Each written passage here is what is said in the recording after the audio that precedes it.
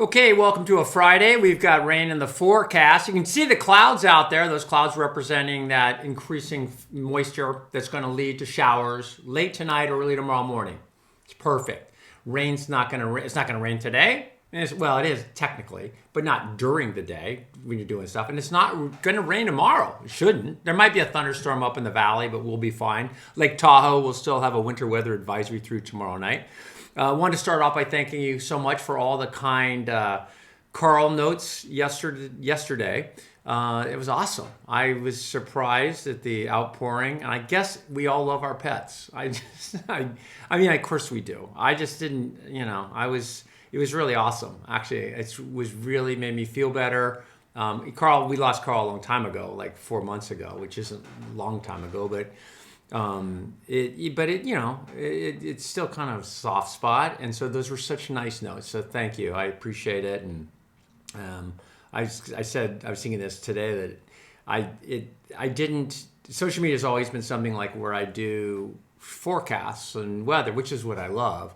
And then every once in a while, I kind of let you guys peek behind the curtain and go, oh, that's his dog, that's his cat, right? I mean, I'm not super out there with my life.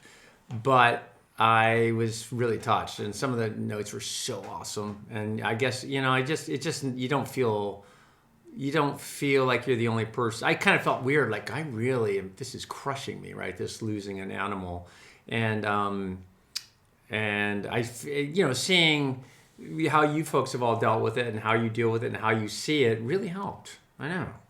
I should look into this more. Anyway, thank you for that. That's awesome. Live picture. This is Sutro Tower. Let me see where I'm going to make my little ball come. There it is. And there's Golden Gate Bridge. You can just barely see it right there. That's the fog coming in. This is an example of the moisture, the atmosphere moistening up. Here's some high cirrus clouds, even higher cirrus clouds.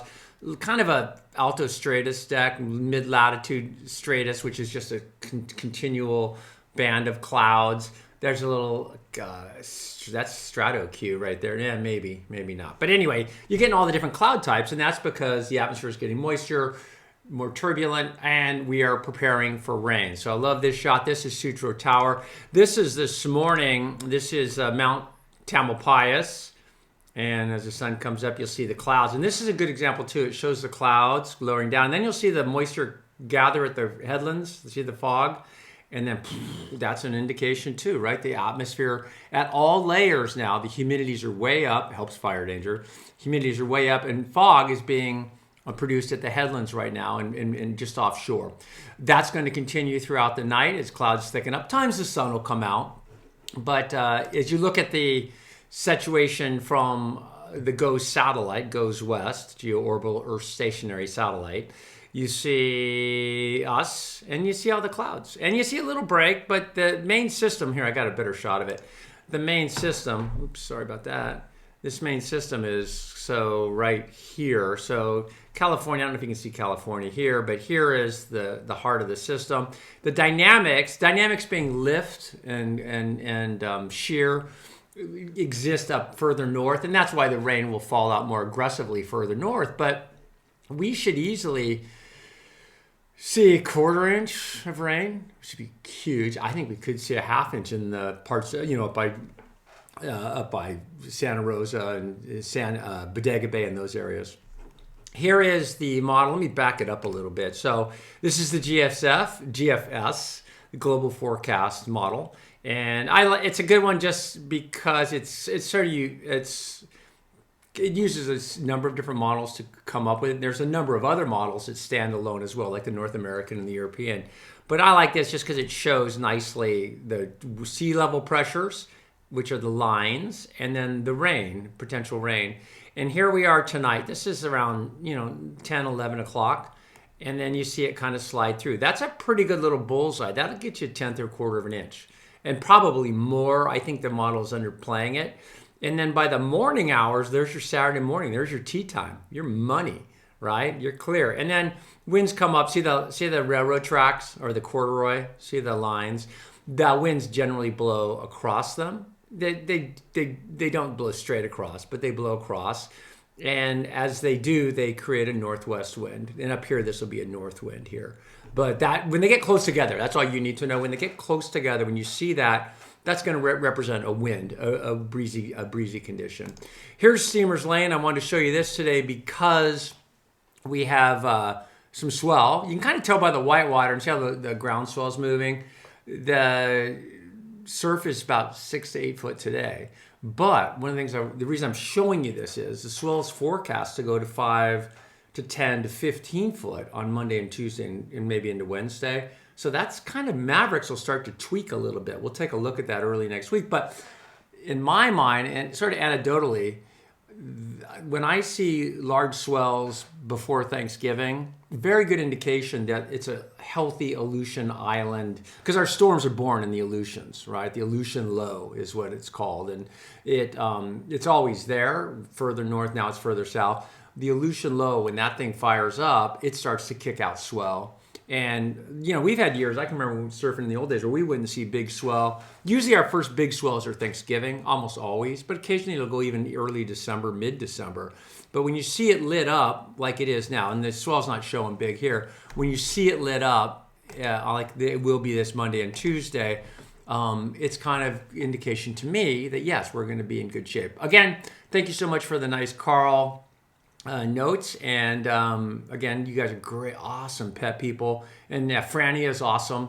She's our little dog now, who was great friends with Carl, which makes it even better. So okay, have a great day, and kind of hope you learned something. Again, any comments you have, like YouTube, very different than television. Television's kind of hard, kind of easy. Television's easy because you got 20 minutes of material and you got to boil it down to 3 minutes. But it's hard because you got 20 minutes of material and you got to boil it down to 3 minutes. And so you guys, it's a different world now, like YouTube because like in podcasts and stuff, because you don't have to just do sound bites.